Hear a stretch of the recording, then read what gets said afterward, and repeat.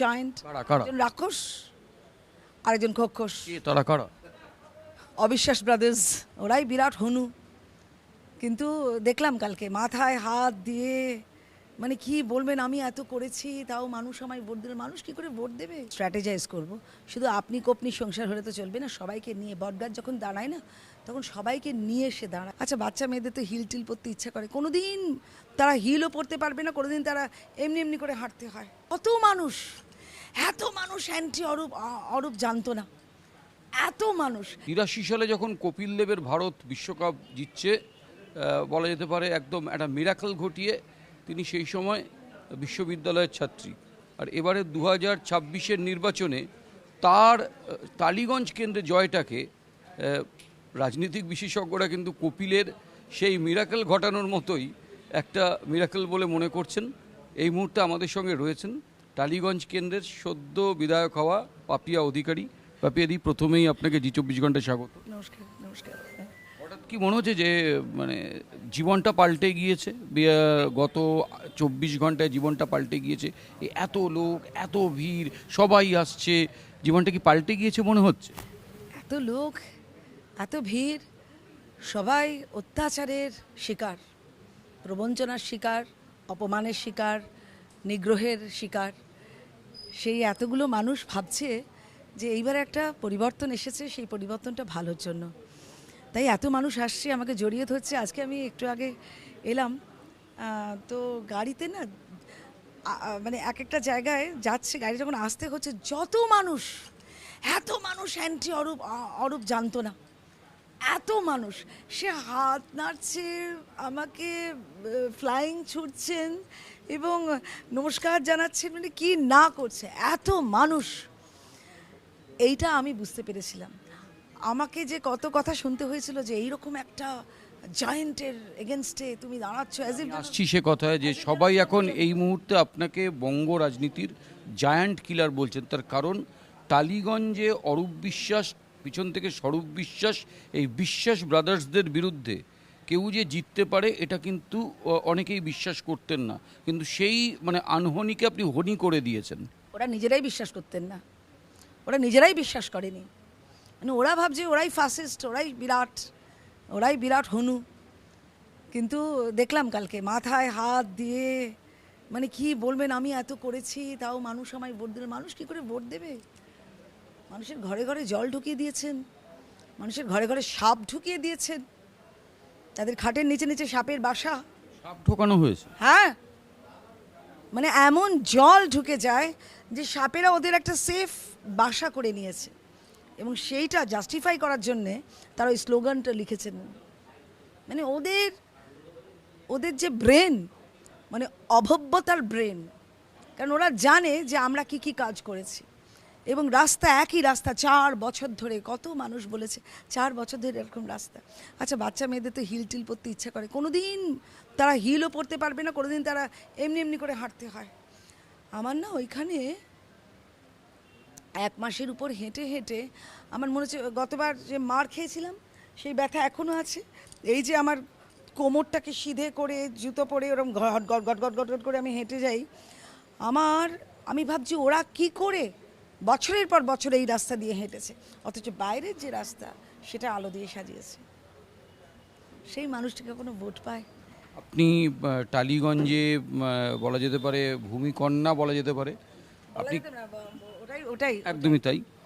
ক্যামেরার সামনে দীর্ঘ সময় আপনি টালিগঞ্জে অভিনয় করেছেন, জনপ্রিয় অভিনেত্রী। এবার আপনি টালিগঞ্জের বিধায়ক, এবং সেই টালিগঞ্জ আপনি বলছিলেন, এবং সাম্প্রতিক কতগুলো ঘটনার পর কিন্তু টালিগঞ্জে অর্থের অভাব, অর্থাৎ টলিউড ফিল্ম ইন্ডাস্ট্রিতে অর্থের অভাব, পরিকাঠামোর অভাব, হ্যাঁ, এবং সেখানে আপনি আসার পর কিন্তু শিল্পী কলাকুশলীরা তারা আশায় বুক বাঁধছেন। আপনার প্রথম কাজ কি হবে? টালিগঞ্জ কি পুনরুজ্জীবিত করা যাবে? যদি যায়, আপনার প্রথম কাজ কি হবে? স্ট্র্যাটেজাইজ করবো পুরো ব্যাপারটা, স্ট্র্যাটেজাইজ করব। শুধু আপনি কোপনি সংসার হলে তো চলবে না, সবাইকে নিয়ে বটগাছ যখন দাঁড়ায় না তখন সবাইকে নিয়ে এসে দাঁড়ায়। আমি একটু ইন্টারাপ্ট করি, সবাইকে নিয়ে এসে দাঁড়ায় মানে আপনি যখন, যদি আপনি দায়িত্ব পান, তাহলে সেক্ষেত্রে রাজ চক্রবর্তী, শ্রাবন্তী চট্টোপাধ্যায়, শুভশ্রী এরাও কাজ পাবে? ওরা কি ক্ষতি করেছে? ওরা কি ক্ষতি করলো? ওরা তো কাজই করতে গেছে, এবং কাজ করতে গিয়ে যদি ওই এটা নিয়েই তো আপনারা লড়াই চালাচ্ছিলেন, কেউ কাজ পায় না, কেউ ব্যান হয়ে যায়। ইম্পার্টিনেন্ট সরকারের যদি ওরা তল্পিবাহক হন, তো ওরা কি করবে? ওদের তো চলতে হবে। তা তাদেরকে আমরা ফেলে দিই কি করে? রাজ চক্রবর্তী ভালো কাজ করে, আমাদের শ্রাবন্তী তো খুবই ভালো অভিনেত্রী, শুভশ্রী আস্তে আস্তে নিজেকে ডেভেলপ করা একজন অভিনেত্রী। তাদেরকে আমরা কি করে ফেলে দেব? তাদেরকে আমরা মারধরও করতে পারবো না। রাজের সাথে যেটা হয়েছে সেটা একান্তই একটা হঠাৎ করে একটা রাগের বহিঃপ্রকাশ, যে তোমরা এত সব জানার পরও তাদের সাথে রইলে কেন? কি করবে তারা? পুরো শিল্পী মহলকে বগলে মধ্যে পুড়ে রেখে আমাদের মাননীয়া চিরকাল চলেছেন, কারণ ওরা নিজস্বতা বলে কিছু নেই, ওদেরকে নিয়েই তার। কিন্তু দেখা গেল কি হলো, তারা আর কেউ কিচ্ছু করতে পারলো না, সব কটা পরপর হেরেছে। আজকে বিকেলে কিন্তু ইম্পার অফিসে আপনার বন্ধু পিয়া সেনগুপ্ত, তার সামনে আবির খেলা হয়েছে, গেরুয়া আবির, এবং পিয়া সেনগুপ্ত বলেছেন যে আমরা সবাইকে নিয়ে চলতে চাইতাম। তার বিরুদ্ধে অনেক অভিযোগ উঠে আসছে। হ্যাঁ, অভিযোগ থাকলে অভিযোগ উঠবে নিশ্চয়ই। অভিযোগ যারা করেছে তারা তার পাগল নয়। অভিযোগ ছিল বলেই অভিযোগ করেছে, এতদিন মুখ বন্ধ করেছিল, তো এইবার অভিযোগের তীর তো নিতে হবে না? তাহলে এক্ষেত্রে আমি যেটা জিজ্ঞেস করছিলাম যে টলিউডকে পুনরুজ্জীবিত করা কি সম্ভব, আর আপনার প্রথম পদক্ষেপ কী হবে? স্ট্র্যাটেজাইজ করতে হয়, সেটা তো স্ট্র্যাটেজাইজ করছি আমি। হ্যাঁ, এখন 2টো দিন আমাদের আমরা জিতেছি যে এইরকম একটা রাক্ষস খোক্ষসকে যে বধ করা গেছে। খোস কারা? জায়েন্ট কারা? একজন রাক্ষস, আরেকজন খোক্ষস। কে তারা, কারা? অবিশ্বাস ব্রাদার্স। অবিশ্বাস মানে কি অরূপ বিশ্বাসের কথা বলছে? ওরা কি বিশ্বাসের কাজ করেছে? হ্যাঁ, এই যে দেখো সারাদিন শুধু পাপি অধিকারী জিন্দাবাদ শুনছো, বুঝতে পেরেছো? ওদের দেখেছো, বলে যাচ্ছে আমাদের নেতা পাপি অধিকারী জিন্দাবাদ। সুতরাং এই যে আমি নেতা নই, আমি ওদের নিজেদের মানুষ, এইটা আমার আলটিমেট ইউএসপি হচ্ছে আমি সিম্পল, আমি সহজ সরল একটা মানুষ।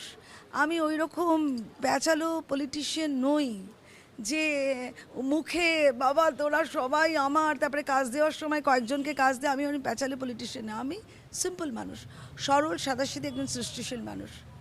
তো সেই আমাকে ওরা ভাবছে যে একমাত্র আমি ওদের পরিত্রাতা। নিশ্চয়ই আমি ওদের পরিত্রাতা। আমি স্ট্র্যাটেজাইজ করব এবং সবাই যাতে কাজ পেতে পারে, সবাই যাতে কাজ করতে পারে, আমরা সেই স্ট্র্যাটেজিতে বিশ্বাস করে এগিয়ে যাব। মানে আপনি যেখানকার বিধায়ক হয়েছেন সেই টালিগঞ্জ, সেখানে যেমন হাইরাইজ রয়েছে তেমনি ঘিঞ্জি কলোনিও রয়েছে। হ্যাঁ, নিকাশি ব্যবস্থা নিয়েও অনেক প্রশ্ন আছে, রাস্তা নিয়ে আপনি একটু আগে বলছিলেন প্রশ্ন। তো এর জন্য আপনার ব্লুপ্রিন্টটা ঠিক কী, আপনি কী করবেন? এটা পলিটিশিয়ানের কাজ করা, এটা পলিটিশিয়ানের কাজ নয় নিকাশি ব্যবস্থা। এটা করে তো ইঞ্জিনিয়ার্সরা, এক্সপার্টসরা। ওরা তো সিন্ডিকেট করেছিল। মানে ধরো এইটুকুন রাস্তা করতে আমার 20 কোটি টাকা খরচা হবে, আমি আগেই 5 কোটি টাকা পকেটে পুরে রাখলাম। তাহলে 20 কোটি টাকার কাজটা 15 কোটিতে হতে পারে না, তো তাতে রাস্তা ভেঙে যাবে, তো ম্যাটেরিয়ালগুলো তো ঠিক আসবে না। আবার ম্যাটেরিয়ালগুলো আসে আরেকজন অবিশ্বাসের কাছ থেকে, তাই না? এরা মানে খুব ভালো করে একটা জমিদারি চালাচ্ছিল, সেই জমিদারি এবার বন্ধ হলো। কালকে আমার জেতার সাথে সাথে ওই জমিদারিটা শেষ, ডিমলিশড হয়ে গেছে। মানে বলতে চাইছেন যে স্থানীয় যে ব্যবসায়ীরা যারা ব্যবসা করেন, তারা যাতে সিন্ডিকেট রাজ এবং দুর্নীতির শিকার না হয়ে যায়, সেটা মানে কড়া হাতে দমন করবেন। একদম। And I make it a point, I ensure them যে আর কোনো সিন্ডিকেট রাজ এখানে চলবে না। পরিষ্কার আমাদের এই কাজটা করতে হবে।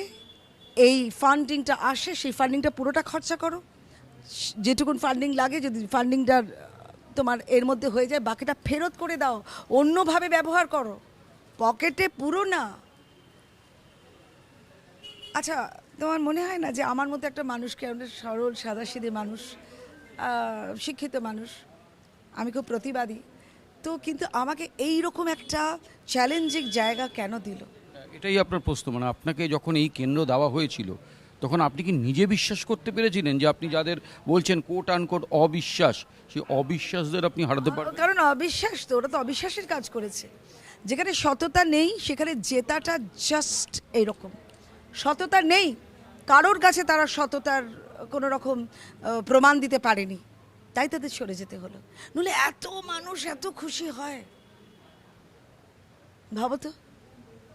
আর আমি সেটা, আপনার এই আত্মবিশ্বাসটা কি, মানে আপনি কি কোনো মানে কাব্যগ্রন্থ টন্থ পড়েন? কারণ কালকে যখন আপনি প্রথম কয়েক রাউন্ডে আপনি পিছিয়ে ছিলেন, আমি সেখানে হাজির ছিলাম, আপনি তখন দেখছিলাম যখন আপনার প্রতিদ্বন্দ্বী তৃণমূল কংগ্রেস আনন্দ করছে, তখন আপনি বলছেন যে আমি কিন্তু জিতবো, ওরা এক্ষুনি পিছিয়ে যাবে। এই আত্মবিশ্বাস আপনি কোথা থেকে পান? হ্যাঁ, আমি বেরিয়েছিলাম একটু, কারণ আমার মাথাটা ধরে গেছিলো। আই কুডন্ট বিলিভ যে এরকম মানে 700 মুসলমান ভোট দিয়েছেন ওনাকে, আর সেখানে 32টা মাত্র, আমি দেখিয়ে দেবো, 32টা হিন্দু আমাকে ভোট দিয়েছে এবং 22টা হিন্দু সিপিএমকে ভোট দিয়েছে। অর্থাৎ 32, 42, 52, মাত্র 52 জন হিন্দুকে আমরা কনসলিডেট করতে পেরেছি, আর জায়গাটা পুরো মুসলমানদের। বুঝতে পেরেছো? সিপিএমরা তো বরাবরই আমাদের বিজেপির ভোট কাটুয়া, ঠিক আছে, ওরা প্রচুর ভোট আমাদের কেটেছে। ভোটটা যদি ওরা না কাটতো আমি প্রায় 35-40 হাজার ভোটে জিততাম। যাই হোক, সেটা টু সেট ইট অ্যাপার্ট। আমি একটা কথা বলছি যে হিন্দুরা কনসলিডেটেড হন, গরুখোরদের সঙ্গে থাকবেন না, সিউডো হিন্দুদের সঙ্গে থাকবেন না। আমি আজকেই বলেছিলাম যে তোমরা ক্লাস করো, এক দিন এক এক রকমের, কোনো দিন গীতার ক্লাস, মানে মাসে অন্তত 4টে, নাহলে 3টে গীতার ক্লাস করবে, উপনিষদের ক্লাস করবে, হেডগেয়ারের ক্লাস করবে। আমাদের তোমরা জানো সংঘ ইজ আ ভেরি রেজিমেন্টেড একটা গ্রুপ, যারা মানুষের ভালোর জন্যে কাজ করেন। তা আমি কখনো তাদের আনবো, যে আমি আজকেও বলেছি যে তোমরা you must know who you are, you have got a different you within yourself. তোমার নিজের মধ্যে একটা অন্য তুমি লুকিয়ে আছো, সেই তুমিটাকে আবিষ্কার করার নামই হচ্ছে বেদান্ত চর্চা। সো তুমি যতক্ষণ না জানতে পারছো, তুমি কিন্তু এই খিস্তি খেউর করে যাবে, কারণ তুমি তো জানো না তুমি কে। তোমাকে জানতে হবে তুমি কে, হু you R, who am I, অহম ব্রহ্মাস্মি, আমি সেই পরম। আপনার পিছনে নরেন্দ্র মোদীর বিশাল বড় কাট আউট আমরা দেখতে পাচ্ছি। এই নরেন্দ্র মোদী এফেক্টটাই কি আপনাকে গত বছর যে বলা যেতে পারে যে অসাধ্য সাধন করতে দেয়নি, এবার কি সেটাই, এই নরেন্দ্র মোদী ম্যাজিকই কি আপনাকে এই টালিগঞ্জের মতো জায়ান্ট কিলার হিসাবে আপনাকে প্রতিপন্ন করে এই ভোট জিতিয়ে দিল? He is a magician. নইলে একটা দেশের মধ্যে আজকে ওনার এতগুলো রাজ্য, ওনার ম্যাজিশিয়ান না হলে কিন্তু এটা হতে পারে না। এরম করে উনি শুধু মানুষের ভালো করে, মানুষের মানবতার নিরিখে উনি নিজেকে প্রমাণিত করেছেন যে সারা পৃথিবীর অন্তত 20টা দেশ ওনাকে দ্য বেস্ট সিভিলিয়ান অ্যাওয়ার্ড দিয়েছেন। তো ন্যাচারালি আমি ছোটোবেলা থেকেই স্বামীজির শিষ্যা, কারণ আমাকে যিনি মানুষ করেছেন আমার কাকু, তিনি স্বামীজির ভক্ত, তাই আমাকে ছোটোবেলা থেকে এসব পড়িয়েছিলেন। তারপর পরে যখন বড় হচ্ছি, ধীরে ধীরে বেদান্ত চর্চায় উনি আমাকে অনুপ্রাণিত করেছিলেন। কিন্তু এনাকে দেখে মনে হলো, আরে এই তো সেই মানুষটা যে চর্চায় আমি ছিলাম, উনিও সেই চর্চায়, এবং তিনি একজন। আপনি এখানে ধুরন্ধরের হামজা, আর উনি হচ্ছেন অজয় সান্যাল। যা ভাবো। আমি এতদিন না রণবীরকে মনে তো খুব চ্যাংড়া মতন একটা, ধুরন্ধর দেখে আমি চেঞ্জ। যেমন আমি মেসির জন্য যাবো ওর দেশে, মেসিকে নিয়ে আসবো। কি বলছেন, মেসিকে আনতে যাবেন? আপনার প্রতিদ্বন্দ্বী অরূপ বিশ্বাস মেসিকে এনে তিনি হাত পোড়ালেন, বিতর্কের সামনে পড়লেন। মেসির দেশে গিয়ে বলবো, ভাই এত বছর বাদে, 50 বছর বাদে শ্যামাপ্রসাদ মুখোপাধ্যায়ের স্বপ্নের বাংলা আমরা গড়তে চলেছি। আপনি ভাই এসে আমাদের ছেলেদের, আমাদের দারুণ ফুটবলার্স আছে, তাদের অন্তত 15 দিনের একটা ওয়ার্কশপ করে দেবেন। আপনার কি লাগবে বলুন, আর আপনার যদি মানবিকতার খাতিরে আসেন, যাতায়াত, হোটেল ভাড়া আমরা সব দিয়ে দেবো। আপনি এসে আমাদের বাংলার ছেলেদের, যারা আপনাকে দেখতে পায়নি, যারা লক্ষ লক্ষ টাকা খরচা করেছে, তাদেরকে টাকা ফেরত দেওয়া হয়নি, আমি নিজে যাব ওদের দেশে। I would love to go. এবং আমাদের ছেলেদের আমরা মেসিকে দেব, মেসির খেলার কৌশল ওদের শেখানো হবে, তারা এক একটা মেসি হবে কিনা জানি না, হয়তো মেসির থেকেও বড় কিছু হবে, কিন্তু ভেতরে মনে প্রাণে ওরা জানবে ওরা মেসির ছাত্র। I'll make it, I'll do it and I'll make it to happen. আমার শেষ পাপি প্রশ্ন অধিকারী বেঁচে থাকে, এটা করে দেখাবো আমি। আমার শেষ প্রশ্ন সেটা হচ্ছে যে আজকে সকালটা একটু রিল্যাক্স লাগলো কি? পরিবারের সঙ্গে একটু সময় কাটালেন? পরিবারের সাথে আমার দেখা হচ্ছে না কারণ মানুষ আমাকে এমন চেকে ধরে আছে, মানুষের প্রচুর প্রত্যাশা, এই প্রত্যাশা আমি নিশ্চয়ই পূরণ করব। আমার লিডার্সরা আমাকে যেভাবে পুড়ে দিয়েছে আমার মধ্যে motivation, so I am bold enough to do whatever promises I have made. আমি যা যা প্রমিসেস করেছিলাম, যা যা প্রতিজ্ঞা করেছিলাম আমার ভোটার্সদের কাছ থেকে, আমি বলেছিলাম মিস্ত্রির মতো এসে কাজ করে দিয়ে যাবো। আমি মিস্ত্রি নই, কিন্তু আমি একজন সেন্সিবল পার্সন। আমি সেই মিস্ত্রিদের ডেকে, সেই ইঞ্জিনিয়ার্সদের ডেকে বলবো এই রাস্তা ভাই করতে হবে, এই বিল্ডিং ভাই করতে হবে, এই পুকুর টুকুর তোমরা বন্ধ করে বিল্ডিং করতে পারো না, এই জল ঢোকা বন্ধ করতে তোমাদের কি কি ড্রেনেজ সিস্টেম কি কি করতে হবে তোমরা নিজেরা ভাবো, তোমরা ভেবে প্রজেক্ট জমা করো। আমি ওর থেকেও আরও বড় ইঞ্জিনিয়ার্সদের দেখাবো। So this is the way, this is the process. No syndicate should come in between. কেন সিন্ডিকেট আসবে এর ভেতরে? কেন তাদের নিজেদের আর টাকা দেখা অভ্যেস নেই? ভিকিরি কটা এসেছিল, ভিকিরি ভিকিরি ভিকিরি, যারা দুবাইয়ে বাড়ি কিনেছে। আমি শুনেছি, কিন্তু আমি একটাও বক্তৃতায় বলিনি যে তিনি দুবাইয়ে, উনি আমার সম্পর্কে অনেক কুৎসা করেছেন, আমি ব্যক্তিগত কুৎসা একটাও করিনি।